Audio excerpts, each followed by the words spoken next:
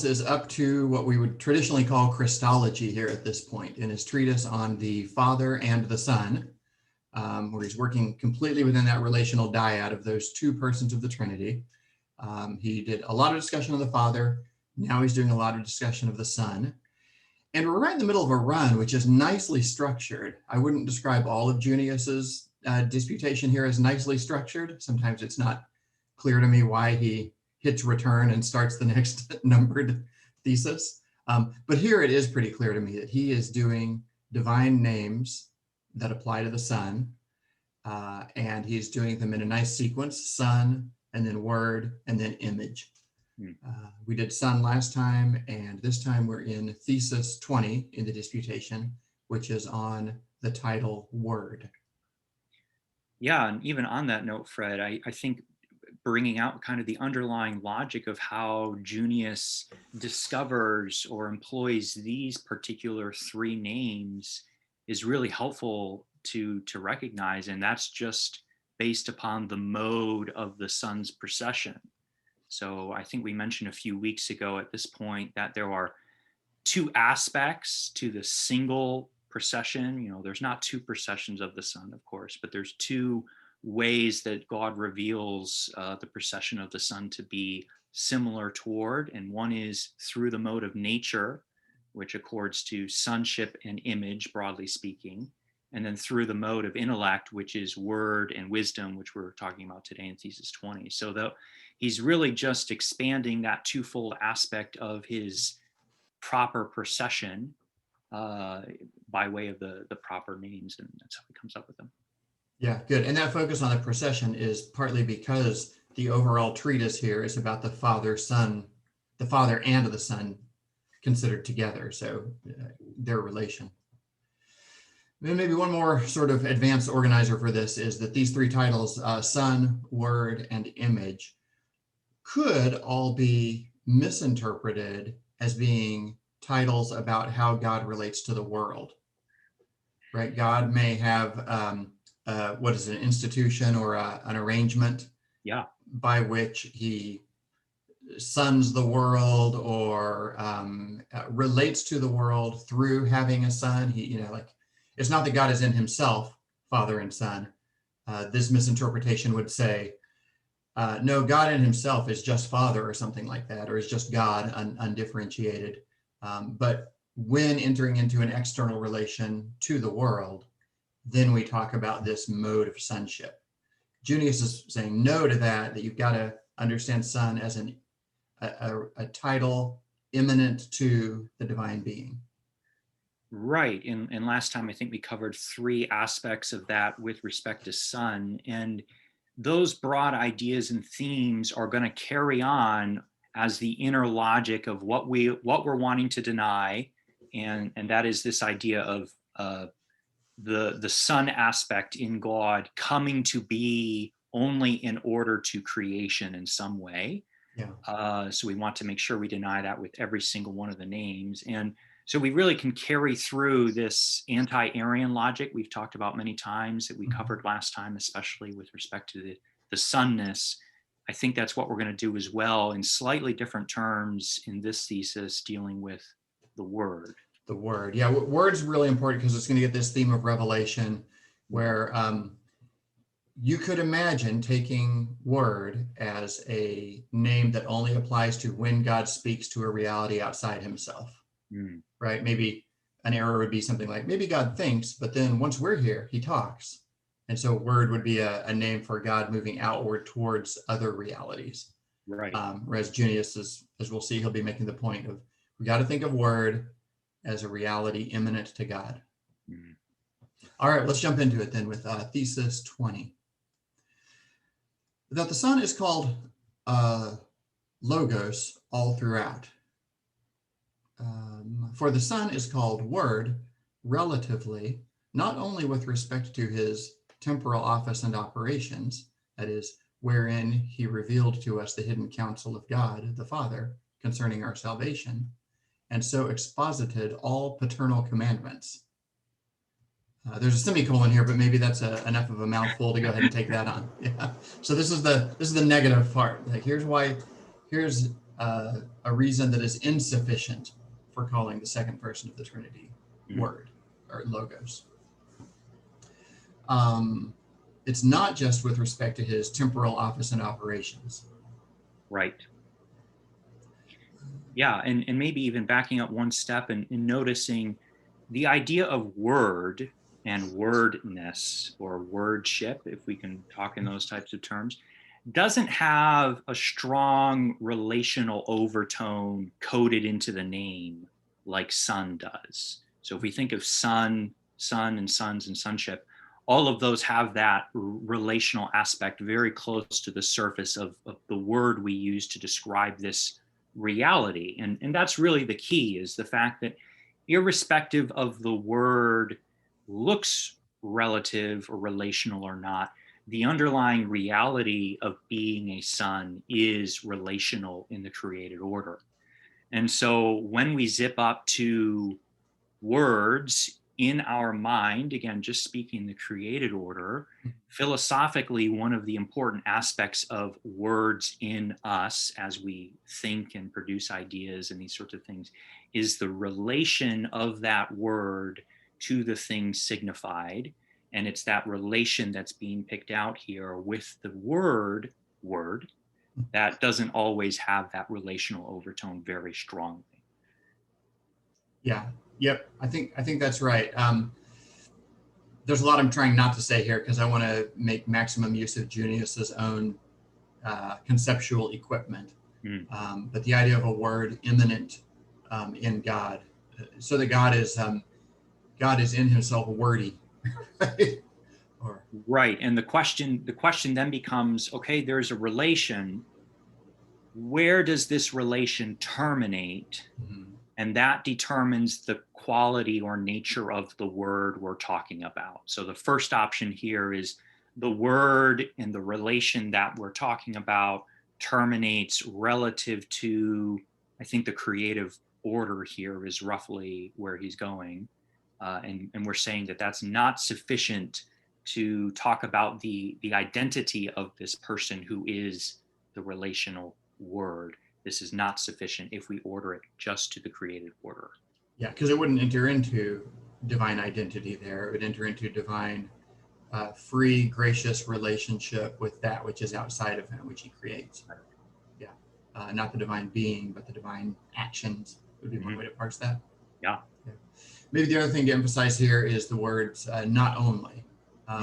That is to say, if you weren't trying to make this properly Trinitarian point, if that weren't the point of what you were doing, you could do a whole sermon, you could do a whole treatise on the ways in which the second person is the one who reveals the hidden counsels of the Father concerning our salvation and exposits all paternal commandments.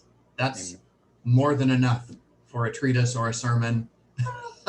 That's a profound, life-changing truth. It's only against the background of the eternal being of God as Trinity that you would say, oh, actually, this is not a sufficient thing to specify the identity of the second person. Yeah, it's that basic logic that, the being determines the way of acting. And so the usage of the word in these external affairs, and as he says, the office and operations to reveal the hidden counsel of God, is grounded on the prior eternal reality of being the word personally, not vice versa. And yeah, this phrase not only is so incredibly precise, and it brings into high relief the fact that this word, with respect to his human nature, which is taken up into the personal reality, the eternal reality of the Son of God in God himself, takes on the aspect or the identity of what this one is eternally, and therefore what he is as the man Christ is invested with sonship rather than constituting or making him a son for the first time. Yeah, good. Maybe we didn't say anything about the phrase office and operations. This is the category that Junius gives us to think about these external works of God that, in addition to being the eternal word, immanent to the divine life in relation to the speaker who speaks the word within the divine life. Yeah.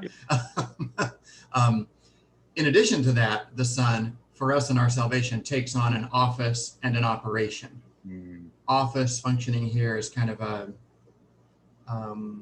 it's external, right? Oh gosh, I hate to use the word role. It's so overused in modern discourse. Yeah. But it is gosh, what's a paraphrase of the word office? I don't. Maybe we could use the word office if we recognize Junius is specifically signifying here the mediatorial office, which we often, people are familiar with the threefold office of prophet, priest, king, and that's usually where Junius goes. So, yeah, role, office, job, task, all those synonyms are, they sound kind of cheap. Yeah. To articulate the profundity of what's going on here, but yeah, but it really is, at the point you made earlier, it really is the Son. It is that one who occupies this office, but his sonhood, the eternal depth of his particular personal identity, he brings with him into the office. Right? It's really him in the office, but he's not constituted by the office. Right. He is the Son before he occupies the office. And because he is the Son, when he occupies the office, that office is a sonly office in the created order of being that mediator and the fittingness of the Son to become incarnate and all that entails. And just huge themes are being signaled here that Junius just gestures toward. That's right. Yeah, because if you do want to say the part where he says, not just this, and then he says, my favorite stuff, right? Where the word of God reveals to us the hidden counsel of God the Father concerning our salvation and exposits all paternal commandments. I think, but that's the gospel. Like that's our salvation. And it's only because he's dealing with the infinitely vaster triune reality that Junius says, not just all that good stuff, but behind that is the actual being of God. Yeah. Fred, someone who kind of a more modern guy who has had this so clearly in his mind was John Webster in the idea of the inner perfection of God grounding and being the eternal basis and foundation for all of these glorious external works of God. And the fact that God for us is not divested of power and meaning by focus upon God in himself, but precisely vice versa. What God is in himself invests the fullness and the profundity of God for us. And the other thing here that's not explicitly mentioned by Junius, but is running in the background is the idea of the fact that because this is an external affair, an external work of God, all three persons are going to be involved in constituting or investing the Son with this office, even though it is the Son alone who occupies and discharges this office. Yeah, that would be a lot to get into, but one reason that Junius won't drill down right here on the office and operation is the external office and operation are the work of the undivided Trinity, right? In bringing the Son, to the fore. Mm-hmm. Whereas what we're about to talk about, the hard part here, the immanent eternal identity of the second person as Word, is not a common work of the Trinity, but is a particular distinctive reality of the second person. Good. Okay, so the hard part now. So why is he called Word? He is also called Word relatively with respect to nature, absolutely speaking, as the eternal Son of the eternal Father. He's about to provide a second category, so I guess we need to take this by itself.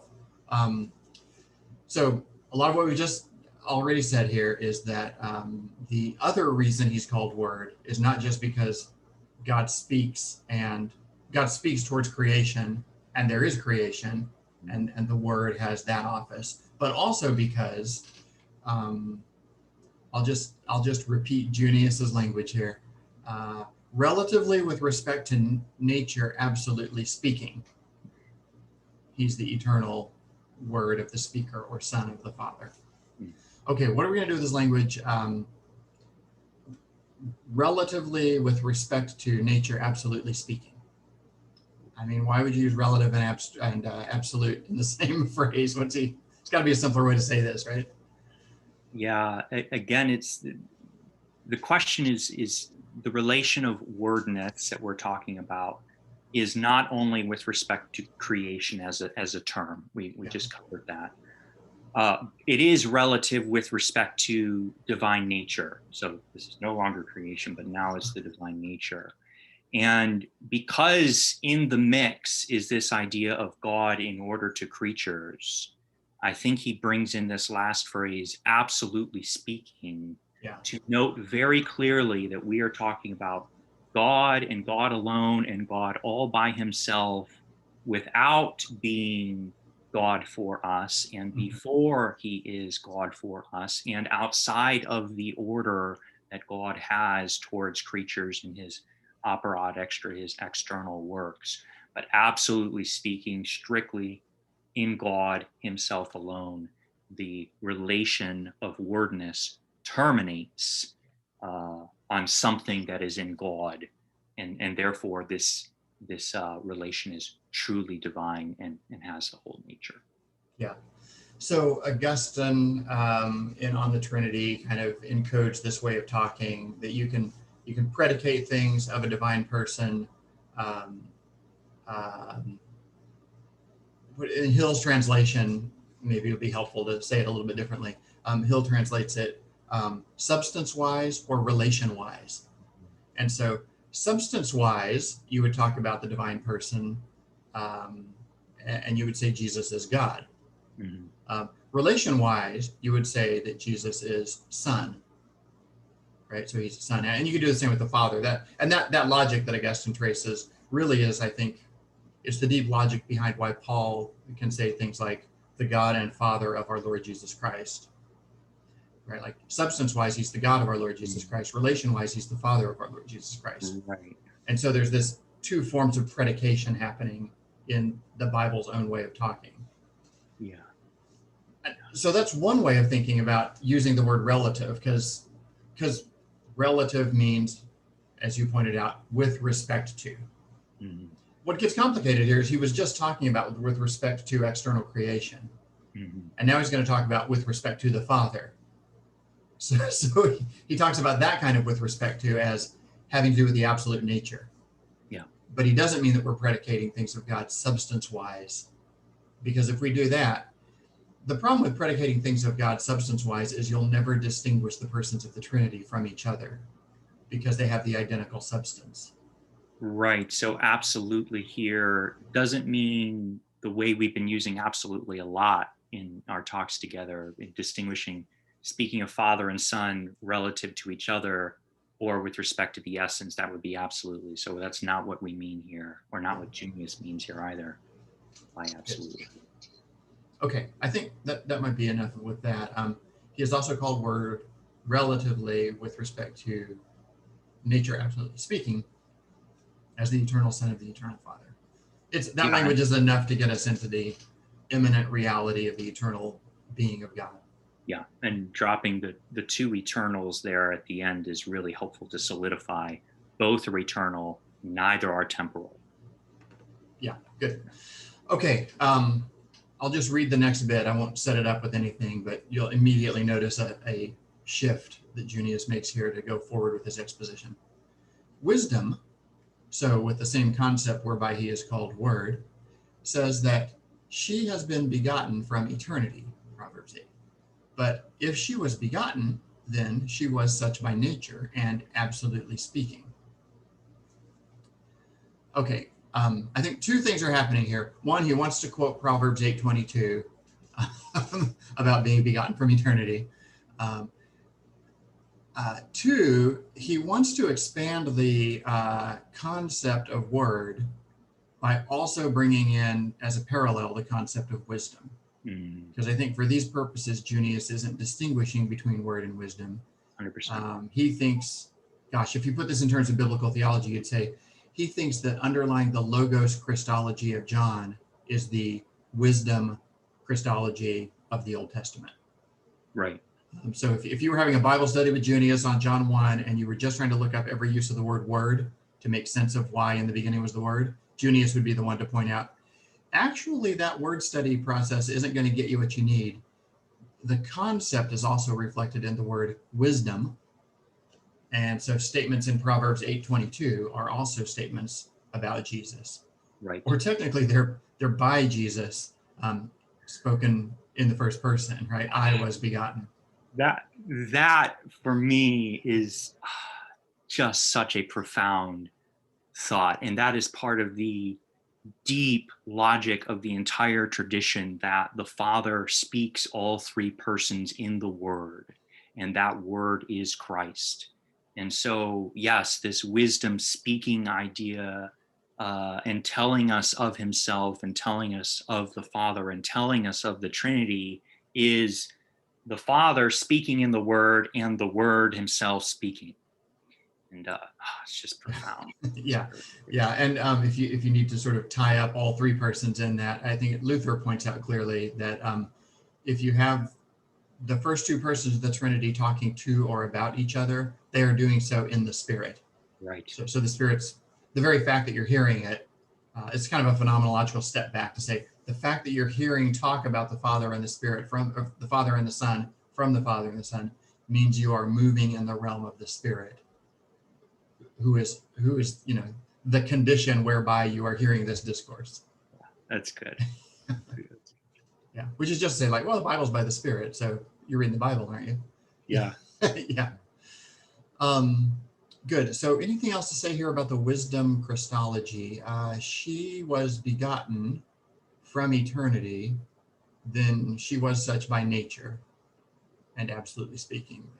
Yeah, and just a small flag in case listeners are concerned. She here is just because wisdom in Hebrew is feminine. It's not saying anything more than that, really. It's just a feature of language.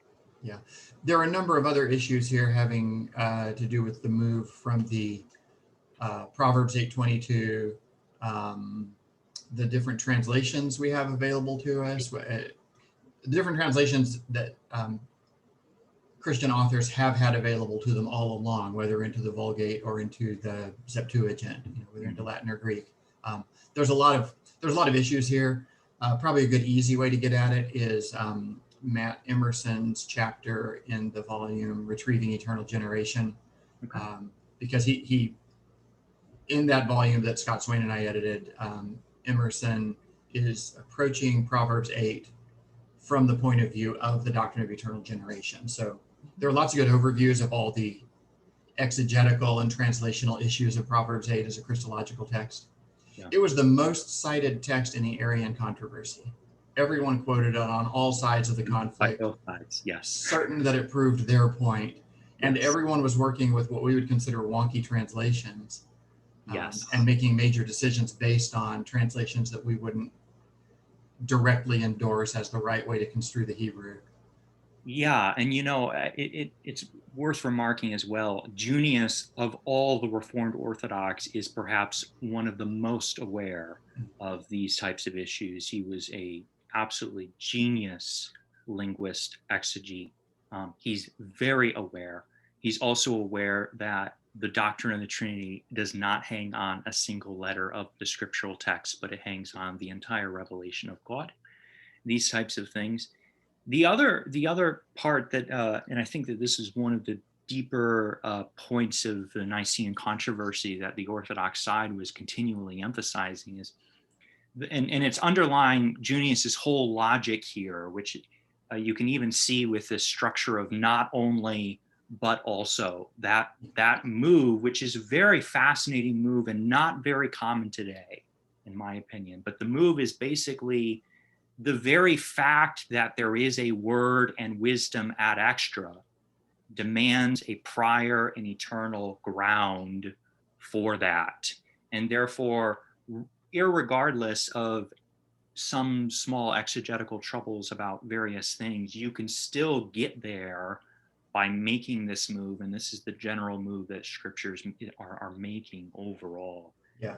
Yeah. And that's what he's doing here in this whole triad of the Son, the Word, the image, these three Christological titles, which are divine names. In each case, he's saying, yes, towards us, the second person is Son and Word and image, but that's because in himself with relation to the Father, he is Son and Word and image. That's because that's the key. Nice. Okay, well, there's a lot of background there on Proverbs 8 as a text for eternal generation, which is fundamentally what's happening here. But okay, there's kind of some hypotheticals in this last bit as Junius ties up his teaching on the Word. He says, furthermore, if you said that the Son is only relatively logos, then either God does not have an internal and absolute word, such that intelligent creatures who have one are more noble on this account, God forbid, than their creator.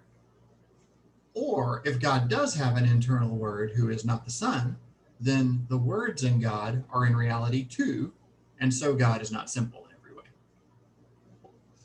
way. Okay. Very dense logic. Yeah.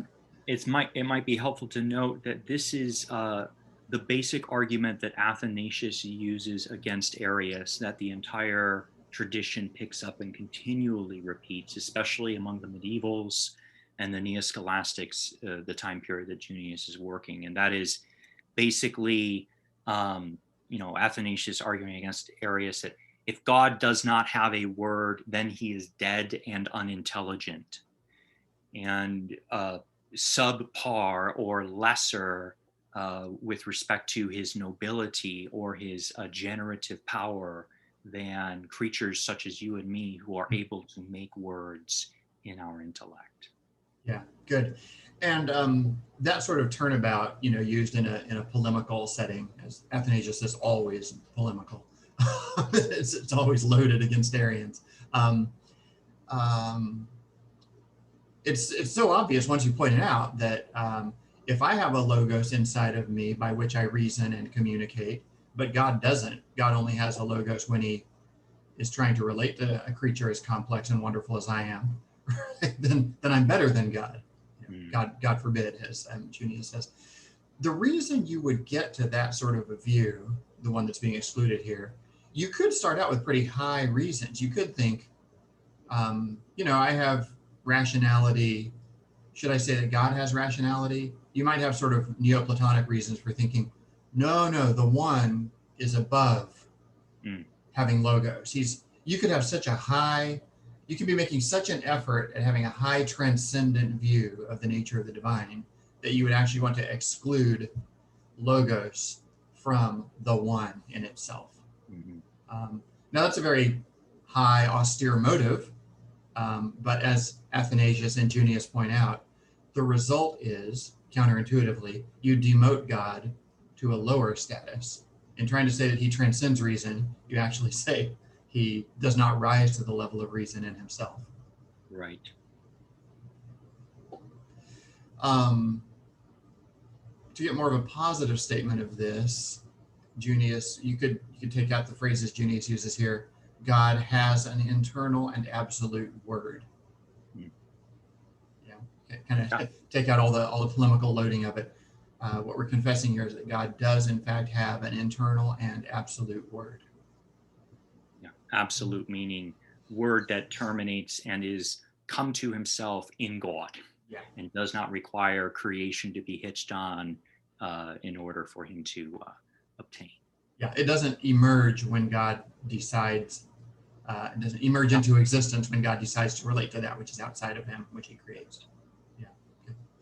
Then the second consequence that you want to avoid here, Junius draws out this consequence to point out that we want to avoid it. If God does have an internal word, but that word is not the Son, then God has two words. one being the Son and one being the Word. But then it's kind of shorthand, but one problem with that is that God would not be simple in every way. I guess you could also draw that out with regard to what you're doing to the Trinity. You've now got at least 4 persons of the Trinity, right? The Father, the Son, the Word, and then I guess we'll get to the Spirit eventually. That would be kind of a one way of making this point. Yeah, I think he's trying to go for the furthest reason, and citing simplicity or actus purissimus is very closely related there. There are more proximate reasons that perhaps would be more helpful for people to latch onto, but if you follow the logic all the way out, eventually you are making God complex and you are making God to be in potency. But that is 3 miles down the road, and you might not need to do a reductio ad absurdum in order to just admit that there is a word in God. Yeah, it's not a super helpful reductio here. You could probably paraphrase it as something like, what we need to do here is a move of identifying Son and Word, rather than multiplying Son and Word, distinguishing them from each other and therefore multiplying entities within the absolute being of God. Okay, well, that is what Junius does with Word.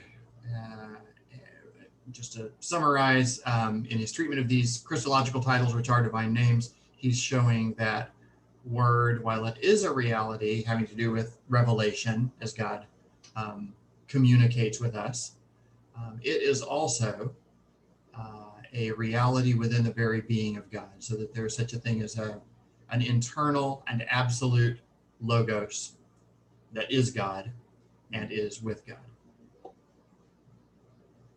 All right. Well, that was handy. Next, in our next episode, we're going to get to the third of this triad of Christological terms, and that'll be image. And it'll be the same kind of treatment we've seen already with Son and with Word, tracing it back into the very being of God. Sounds great. I look forward to it. All right. See you then.